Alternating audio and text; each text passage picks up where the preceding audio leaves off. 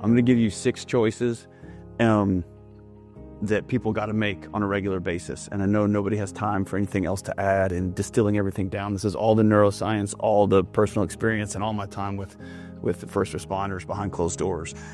These are 6 choices you can give your men, you can give your women, and you can instill into your practice that has a profound effect from the inside out. We have to choose health and we have to choose healing, period. The obesity, the diabetes, the erectile dysfunctions, the hormone replacements, the cancers, it is wiping out a group of men and women who I love. And we live in a tiny little sliver of history where there are great physicians and there's doctors, and you can do it online and you can do it in person. But we have to start taking ownership of our health for our kids, for our families, for our neighborhoods, and for our cities. We have to. And I'm tired of watching people I love, they hurt all day, their backs hurt all day, their necks hurt all day, their knees hurt all day, their feet hurt all day. And nobody's gonna do it from the outside. We have to decide we're gonna choose health and healing. The other thing about choosing health and healing is walking into a therapist's office and saying, I'm not okay. And I'm a big, tall, loud, tattooed up Texan, and I'm telling you, my therapist saved my life. Can I tell you this important story, and hopefully this resonates with you? My big dirty secret for the last few years was I had a hit show. I was on the Ramsey Show with Dave, but I have my own mental health show. And here I am, the top 5 show in the planet in my little category, doing health and wellness and relationships and how to be a good parent and how to be a good spouse. And my daughter wouldn't hug me. It was wild. She wouldn't hug her old man. And I'm a big guy, and so I could pick her up and say, you're supposed to hug your dad, you're my daughter. And she would get all rigid and be like, Dad, put me down. And I'd say, no, you will love me. One day my wife was like, hey, you know, you're just teaching her that one day some guy with bigger muscles can just have his way. And I put her down, and I was like, I'm so sorry, your body's yours. I was this whole body positivity thing. But my daughter wouldn't hug me. And one day we had an interaction, and I was so frustrated, and I looked at my wife and I was like, I don't know what I'm doing wrong. I think I'm a good dad. I think I'm a good husband. I don't know what's happening. And my wife said, oh, you're the best dad I know. You're the best husband I know. But you have a nuclear reactor in the middle of your chest that we all feel. I said, what's that supposed to mean? I don't swear in this house. I don't hit these kids. I don't yell in my house. And my wife's like, yeah, but we can feel it. She calls it Sunday afternoon dad.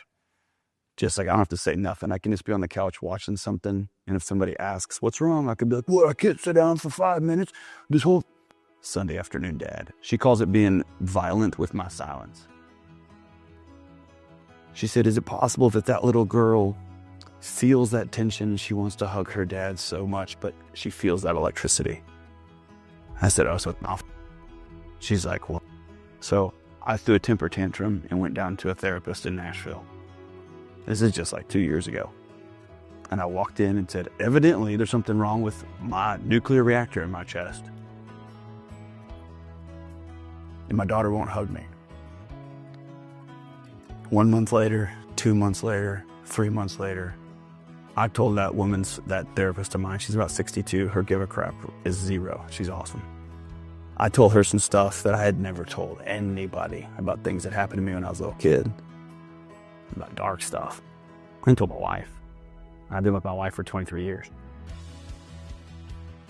But it started a conversation and a healing journey, and some of those images that I got stuck in my head, and I got some gnarly ones also. I started talking them out and walking through and taking some of these bricks out. And it was probably about 18 months ago. I was wrestling with my son. I have a 15-year-old who's bigger than me, who just likes to see if he can pee up a tree higher than I can all the time. He's always just like shoving and hitting. But I was wrestling with him. We have a wrestling mat in the house, and I was wrestling with him on the floor, and out of nowhere, my daughter jumps on me. And she won't get off. And she's holding on and laughing. And I said something that I had never said before. Josephine, get off me. I was like, no, don't get off. Just stay here. This is good. And now, a year and a half later, I can't keep her off of me. I can't keep her away from me. I can't keep my wife from holding my hand in the middle of church anymore. And I always thought that it was them. And I didn't realize that I needed to stop carrying this stuff in my chest all the time. And it wasn't about these external actions. It was about this thing that people could feel on me when I walked around. When I owed a couple $100,000 in student loans and a mortgage and a truck I couldn't afford. It was on there all the time. When I didn't tell anybody about stuff that happened to me when I was a kid and stuff I had seen, it was on me all the time. And the only way I can describe it now is I'm free. Choose health and healing.